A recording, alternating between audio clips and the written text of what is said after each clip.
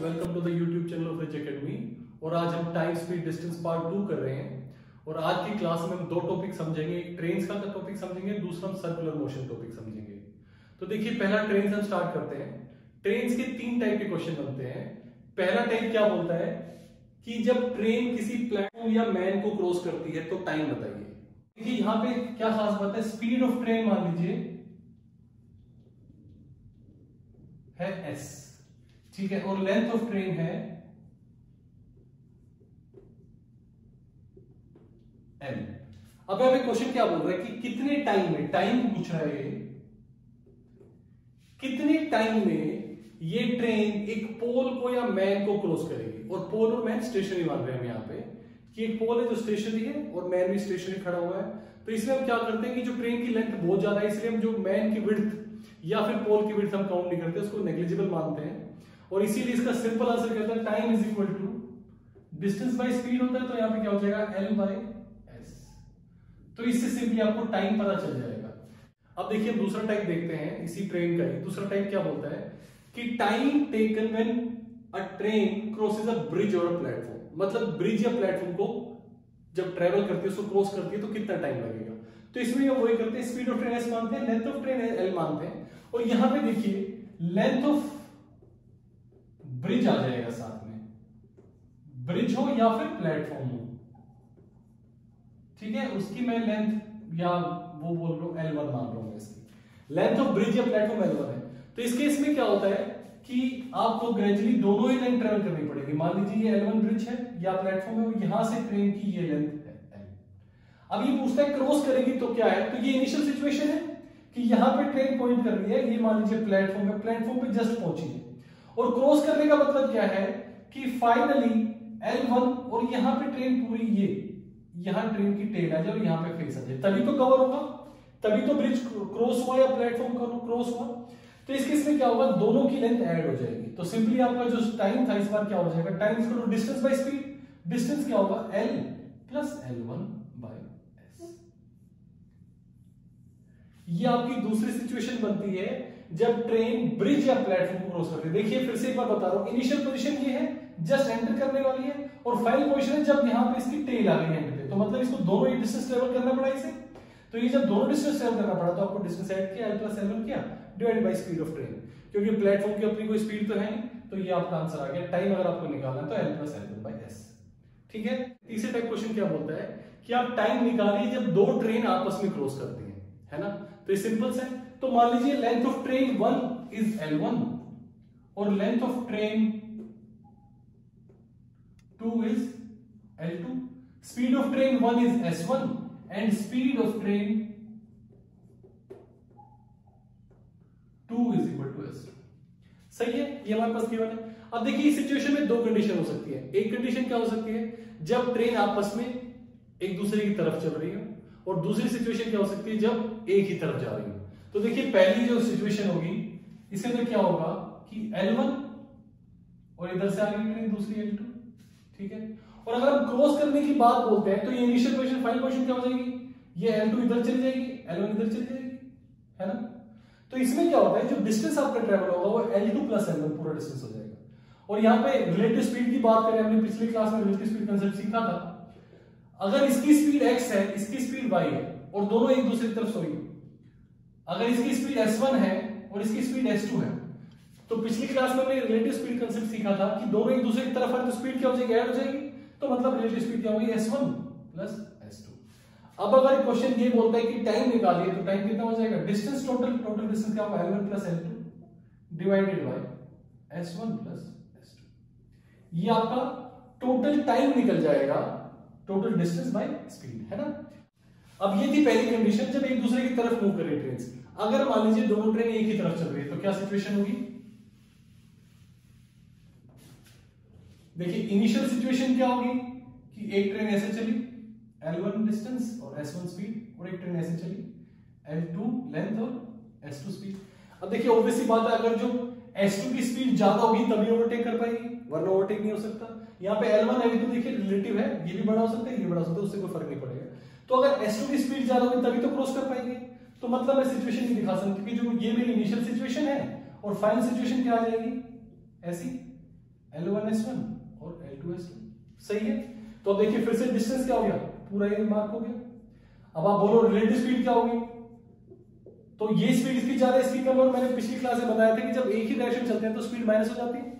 तो आपका relative speed होगी S2 माइनस S1। अब अगर यहाँ पे टाइम पूछे तो टाइम क्या होगा, time is equal to L1 plus L2 divided by S2 minus S1। ये आपका टाइम यहां से आ जाएगा। तो देखिए हमने जो भी सीखा इसमें मैंने दो कंडीशन बताई, जब दोनों एक दूसरे की तरफ मूव कर रही है तो स्पीड ऐड हो जाएगी, और जब एक ही तरफ चल रही है दोनों तो स्पीड माइनस हो जाएगी। ज्यादा वाले में से कम वाले माइनस कर दोगे आप। अब यहाँ पे नोट करने वाली चीज क्या है कि कभी भी जो लेंथ है वो माइनस नहीं होती है, चाहे ट्रेन एक दूसरे की तरफ मूव कर रही हो, चाहे अपोजिट मूव कर रही हो, चाहे ब्रिज को पार कर रही हो, हर बार लेंथ दोनों की ऐड ही होगी। तो मैंने हर बार किया कि L1 प्लस L2 किया, पिछली कंडीशन में L1 plus L2 divided bye यहाँ पे S2 माइनस S1, वहां पे S2 प्लस S1, अगर एक दूसरे की तरफ मूव कर रही है। ठीक है, चलिए अब हम कुछ क्वेश्चंस करते हैं जो भी हमने कंसेप्ट सीखा उसके ऊपर ट्रेन्स के। देखिए पहला क्वेश्चन क्या बोल रहा है, पहला क्वेश्चन बोल रहा है कि a train is 200 metre long running at speed of 36 kilometre per hour takes 55 seconds to cross a bridge, so find the length of the bridge. देखिए अब यहाँ पे सबसे पहले आपको क्या नोट करना है, आपको यूनिट्स देखनी है। लेंथ ट्रेन की किस में दे रखी है, मीटर्स में दे रखी है, टाइम किस में दे रखा है, सेकंड्स में दे रखा है, और स्पीड किस में दे रखी है, किलोमीटर पर आवर में। तो सबसे पहले हम क्या करेंगे, स्पीड को मीटर पर सेकंड में करेंगे। स्पीड कितनी बोल रखी है, 36 किलोमीटर पर आवर। अब लास्ट क्लास में भी सीखा था इसको मीटर पर सेकंड करना, तो किससे मल्टीप्लाई करना पड़ेगा, 5/18 से। कितना हो जाएगा ये, 10 मीटर्स पर सेकंड। ठीक है, स्पीड ऑफ ट्रेन आ गई 10 मीटर पर सेकंड। हमारा फॉर्मूला क्या है, speed is equal to distance by time. तो बस हम इस फॉर्मूले में डाल देते हैं। अब देखिए एक ब्रिज क्रॉस कर रहा है वो, तो क्या होगा, जो डिस्टेंस होगा d क्या होगा, length of train plus length of bridge, distance दोनों का ऐड हो जाएगा। तो सिंपली हम इसी चीज को डाल देते हैं। देखिए s दे रखा है 10 is equal to length of train दे रखी है 200 meters plus length of bridge मान लीजिए L2 है, डिवाइडेड बाय हाउ मच, 55। बस सिंपली आपको सोल्व करना है। 55 इससे 10 से मल्टीप्लाई 550 हो गया, 550 इधर माइनस 200 हो गया, तो आपका आंसर क्या आ गया, 350 इज इक्वल टू L2। मतलब लेंथ ऑफ ब्रिज कितनी है आपकी, 350 मीटर्स। मीटर्स में होगा क्योंकि मीटर्स में सारी यूनिट्स हैं, तो 350 मीटर आपकी लेंथ आ गई ब्रिज की। चलिए हम दूसरा क्वेश्चन करते हैं, देखते हैं दूसरा क्वेश्चन क्या बोल रहा है। दूसरा क्वेश्चन क्या बोल रहा है कि a train passes by a lamp post in 7 seconds and passes by platform in 28 seconds। ठीक है, एक प्लेटफॉर्म है उससे पास करती है तो 28 सेकंड लगता है, और सिर्फ लैंप पोस्ट से पास करती है तो 7 सेकंड लगता है। तो लेंथ ऑफ प्लेटफॉर्म दे रखी है 390 मीटर्स, तो बताइए लेंथ ऑफ ट्रेन क्या है। अब देखिए हम एग्जाम्पशंस करते हैं। लेंथ ऑफ ट्रेन को हम क्या मान सकते हैं,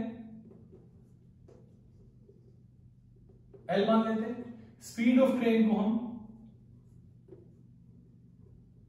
चलिए x मान लेते हैं।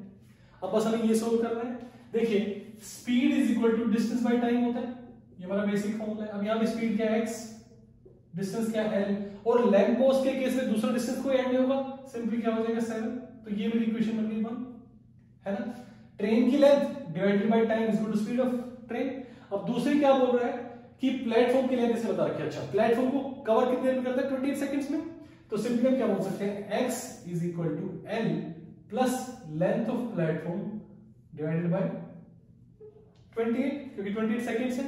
अब देखिए यहां पे जो स्पीड निकल के आएगी वो स्पीड के लिए सोचने की जरूरत है क्योंकि लेंथ ऑफ ट्रेन पूछा है। तो हम सिंपली क्या करेंगे, x और x दोनों बराबर है, तो हम इक्वेशन 1 को और इक्वेशन 2 को इक्वेट कर सकते हैं। हम सिंपली बोल सकते हैं L/7 is equal to L plus 390 divided by 28 हो गया। 7 4 जा 28, तो ये 4L हो गया। 4L माइनस L कितना होता है, 3 है। 3L इज इक्वल टू 390, तो L कितना आ गया, 130 मीटर्स। मतलब length of train is 130 metres, 130 metre length of train, है ना। चलिए अब हम तीसरा क्वेश्चन करते हैं। तीसरा क्वेश्चन क्या बोल रहा है, अ train with speed 36 kilometre per our crosses a standing man in 10 second. एक आदमी खड़ा हुआ है और उसको एक ट्रेन 36 किलोमीटर पर आवर की स्पीड से क्रॉस करती है और 10 सेकंड में क्रॉस कर लेती है, और बोलता है कि अगर ये प्लेटफॉर्म को क्रॉस करती, इफ, अच्छा ओके, अब बोल रहा है कि अगर 55 मीटर का प्लेटफॉर्म है उसको क्रॉस करने में कितना टाइम लगेगा। सही है, सिंपल है। तो देखिए हमें सबसे पहले क्या करना है, स्पीड पता है हमें, स्पीड हमें पता है, लेकिन स्पीड की यूनिट्स क्या है, किलोमीटर पर आवर है, और जो टाइम दे रखा है वो सेकंड्स में दे रखा है, तो हम इसको क्या करेंगे, मीटर पर सेकंड कन्वर्ट कर लेते हैं, मतलब इनटू 5/80 है ना। तो ये कितना हो गया, 10 मीटर पर second. This is speed of train, right. और क्या बोल रहा है, स्टैंडिंग मैन कितना है, स्टैंडिंग मैन को क्रॉस करती है तो 10 सेकंड में क्रॉस करती है। तो देखिए हमारे पास फॉर्मूला है speed is equal to distance by time. हमारे पास यहाँ पे लेंथ नहीं है ट्रेन की, तो ये L हो जाएगा। तो आपका simply 10 is equal to L by how much, 10 second. तो मतलब लेंथ कितनी हो गई, 100 मीटर्स। ठीक है, अब देखिए ट्रेन की लेंथ आ गई 100 मीटर्स। अब ये बोल रहा है कि अगर 55 मीटर लंबा प्लेटफॉर्म पार करना है तो कितना टाइम लगेगा। तो टाइम का फॉर्मूला क्या होता है, time is equal to distance by speed. Distance हमारा कितना है, लेंथ ऑफ ट्रेन की length plus length of platform 55, और टाइम कितना बोल रहे हैं, टाइम हमें निकालना है। स्पीड कितनी है ट्रेन की जो यहां से निकली थी हमारी, 10 मीटर पर सेकंड है, सिंपल। तो आपके कितना हो गया, 155/10 मतलब 15.5 सेकेंड्स। 15.5 सेकेंड्स में ये ट्रेन 55 मीटर लंबे प्लेटफॉर्म को क्रॉस कर जाएगी। सिंपल है, बहुत ज्यादा सिंपल क्वेश्चंस है। सिर्फ आपको एक दो इक्वेशन देखिए, ये सारे आपको लिखने की जरूरत नहीं कि let the speed of train, जब आप सोल्व करते हैं क्वेश्चंस को तो ये आपको सब लिखने की जरूरत नहीं है, ये आपके दिमाग में चलेगा। सिंपली आप बस ये बनाएंगे एक ये और उसको सोल्व कर देंगे, बहुत ईजी है। सिर्फ अभी समझा रहा हूं तो थोड़ा टाइम लगेगा, एक्चुअल में आप इसको मतलब ऐसे क्वेश्चंस को आप मैक्सिमम 30-40 सेकंड में कर पाएंगे अगर आप प्रॉपर इक्वेशन बना के भी करते हैं तो, है ना। चलिए अब हम आज का दूसरा टॉपिक करते हैं, सर्कुलर ट्रैक। देखिए सर्कुलर ट्रैक पे क्या होता है, जनरली रेस के क्वेश्चंस आते हैं कि दो लोग हैं वो दौड़ रहे हैं, तो इसमें दो टाइप बनता है। पहला टाइप क्वेश्चन क्या बनता है कि सपोज x को लगते हैं p मिनट्स या p यूनिट्स कवर करने में, y को लगते हैं q यूनिट्स कवर करने में। तो ये बताइए कि पहली बार स्टार्टिंग पॉइंट पे क्या मिलेंगे। पहला पॉइंट क्या होता है कि when will be meet at starting point. तो अगर मान लीजिए दोनों का टाइम दिया हुआ है तो आप सिंपली क्या बोल सकते हो, LCM ऑफ बोथ। मान लीजिए इसका टाइम p है, इसका टाइम q है, तो ये आपका क्या आ जाएगा, ये आपका आएगा time for meeting at starting point. मतलब कि अगर शुरुआत में वापस कब मिलेंगे तो आप सिंपली क्या कर सकते हैं, दोनों का टाइम सोल्व कीजिए और उनका एलसीएम निकाल दीजिए। ये होता है फर्स्ट कंडीशन। लेकिन एक चीज नोट करने वाली की जो फर्स्ट कंडीशन है, इसमें मान लीजिए ये आपका सर्कल है, ठीक है, एक इधर दौड़ता है x, एक इधर दौड़ता है y, ठीक है, x p मिनट लेता है, q मिनट लेता है। तो यहां पे क्या होगा, डिपेंड नहीं करेगा कौन किस तरफ दौड़ रहा है। अगर ये बोलते हैं कि स्टार्टिंग पॉइंट पे कब मिलते हैं तो कौन किस तरफ दौड़ता है वो मैटर नहीं करेगा, हर बार टाइम सेम ही आएगा, that is LCM of p and q। But दूसरी कंडीशन में क्या बोलता है कि कब पहली बार मिलेंगे। तो जैसे मान लीजिए x है, y और कहीं यहां पे कहीं मिल रहे हैं सपोज यहां पे, तो इसके लिए आप क्या करते हो, आप सिंपली क्या करते हो, आपको टाइम निकालना है तो आप सर्कमफ्रेंस ऑफ ट्रैक, मतलब ये जो पूरा है 2πr जो बनता है circumference of track divided by relative speed.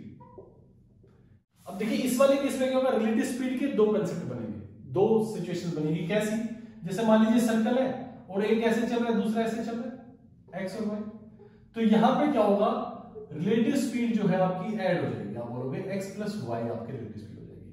But अगर मान लो ऐसा ना हो कि ऐसा हो कि दोनों एक ही तरफ चल रहे हो x और y, तो यहां पे जो रिलेटिव स्पीड है वो सब्ट्रैक्ट हो जाएगी, ज्यादा जो स्पीड वाला है उससे कम वाले माइनस कर दोगे। अब देखिए हमारा क्वेश्चन क्या बोल रहा है कि सचिन और सौरभ दो लोग हैं और एक सर्कुलर ट्रैक है 500 मीटर का, और उस पे दोनों की स्पीड दे रखी है, सचिन की स्पीड है 5 मीटर पर सेकंड और सौरभ की स्पीड है 4 मीटर पर सेकंड। तो अब ये बताइए कि स्टार्टिंग पॉइंट पे कब मिलेंगे। तो देखिए स्टार्टिंग पॉइंट पे मिलने की पहली तो बात है कि आप ये भूल जाओगे किस तरफ दौड़ रहे हो, मैटर नहीं करेगा। लेकिन उसके लिए हमने क्या किया था पहला कि you have to find the LCM of time of each, right. तो हम पहले के लिए टाइम निकालना है, तो देखिए डिस्टेंस है that is same as circumference है। सर्कमफ्रेंस कितना दे रखा है 500 मीटर, और स्पीड क्या है, सचिन की स्पीड है 5 मीटर पर सेकंड, सौरभ की स्पीड है 4 मीटर पर सेकंड, सही है। अब हमें क्या करना है, दोनों का टाइम निकालना है। तो मैंने क्या किया, 500/4 सौरभ का टाइम आ जाएगा टाइम 1, और टाइम 2 जो है सचिन का वो हो जाएगा 500/5, है ना। तो ये कितना हो गया 4 एकम 4 4 8 125 सेकेंड्स, और इसका कितना आ गया 100 सेकेंड्स। तो अभी जो हमने सीखा था, हमने कहा था कि अगर आप ये पूछते हैं कि स्टार्टिंग पॉइंट पे कब मिलेंगे तो आप क्या करना है, दोनों कैलसियम निकालना है। तो आपको सिंपली क्या करना है, एलसीएम ऑफ 125 और 100, 125 और 100 का कैलसियम होता है 125 और 100 कैलसियम होता है 500। तो मतलब 500 सेकेंड्स बाद ये दोनों स्टार्टिंग पॉइंट पे मिलेंगे। सही है। अब मान लीजिए मैं इसी क्वेश्चन को थोड़ा सा चेंज करता हूं और मैं आपको डायरेक्शन बताता हूं और फिर पूछता हूं कि फर्स्ट टाइम कब मिलेंगे, है ना। देखिए इसी को थोड़ा चेंज करके मैं थोड़ा सा मॉडिफाई करता हूं क्वेश्चन को कि ये सर्कल है और बोल रहा है कि ये जो सरकमफ्रेंस है कितना है, सरकमफ्रेंस फिर से सेम ही रख रहे हैं 500 मीटर का, और स्पीड हम रख रहे हैं सेम, स्पीड ऑफ सचिन और स्पीड ऑफ सौरभ भी हम सेम ही रख रहे हैं। ठीक है, इन दोनों को भी हम सेम रख रहे हैं। स्पीड ऑफ सचिन कितनी दी हुई थी 5 मीटर पर सेकेंड, है ना, और सौरभ की थी 4 मीटर पर सेकेंड। अब देखिए क्वेश्चन क्या बोलता है कि सौरभ भी इधर भागता है और सचिन भी इधर ही चलता है, तो बताइए फर्स्ट टाइम कब मिलेंगे। तो इस केस में क्या होगा, रिलेटिव स्पीड जब दोनों एक ही डायरेक्शन भाग रहे हैं तो माइनस हो जाएगी। तो देखिए सचिन की स्पीड ज्यादा है तो आप क्या करोगे, इसमें से माइनस कर देंगे और आपका क्या आ जाएगा, टाइम कितना आ जाएगा, time is equal to 500 by relative speed minus हो जाएगी इस केस में, तो आप क्या करोगे 5 - 1 दैट इज 500। सिंपल है, इन दोनों को मैंने माइनस किया और मैंने डिवाइड कर दिया, तो मतलब 500 सेकंड में ये दोनों पहली बार मिलेंगे। अब ये दोनों पहली बार हो सकता है यहीं पे मिल रहे हो या कहीं बीच में मिल रहे हो, वो हमें नहीं पता, लेकिन 500 सेकंड में पहली बार मिलेंगे। जो लास्ट क्वेश्चन था उसमें क्या था कि स्टार्टिंग पॉइंट पे कब मिलेंगे, तब हमें एलसीएम निकालना था दोनों टाइम का। ठीक है, अभी अगर इसी क्वेश्चन को थोड़ा सा एकदम और मॉडिफाई करता हूं, मैं बोलता हूं एक इधर चल रहा है और अब सचिन इधर चल रहा है। ठीक है, सौरभ इधर चल रहा है, सचिन इधर चल रहा है, तो क्या टाइम लगेगा, तो जो टाइम निकलेगा वो क्या होगा, 500 डिवाइडेड बाय रिलेटिव स्पीड था, यहां पे इसकी जो स्पीड है और इसकी जो स्पीड दोनों ऐड हो जाएंगे, तो आप सिंपली क्या करोगे, यहाँ पे स्पीड ऐड करोगे 5 + 4 9, है ना। तो आपका आंसर क्या आ जाएगा 500/9, ये क्या है सेकंड्स, है ना। आप इसको सिंपल फ्रैक्शन चेंज कर दीजिएगा या पॉइंट से आप आंसर निकाल सकते हैं। तो देखिए आपको समझ आया, अगर जो दोनों एक तरफ चलते तो मेरा टाइम क्या होता 500 सेकंड्स, अगर दोनों ऑपोजिट जा रहे हैं तो मेरा टाइम आ रहा है 500/9 सेकंड्स। तो इजी है कंसेप्ट सर्कुलर ट्रैक का, आप और घर बैठ के थोड़ा सा क्वेश्चन प्रैक्टिस करेंगे तो और इजी हो जाएगा। चलिए आज के लिए इतना ही। अगर आपने अभी तक सब्सक्राइब नहीं किया तो प्लीज सब्सक्राइब कीजिए, लाइक कीजिए, शेयर कीजिए। Thank you, have a nice day.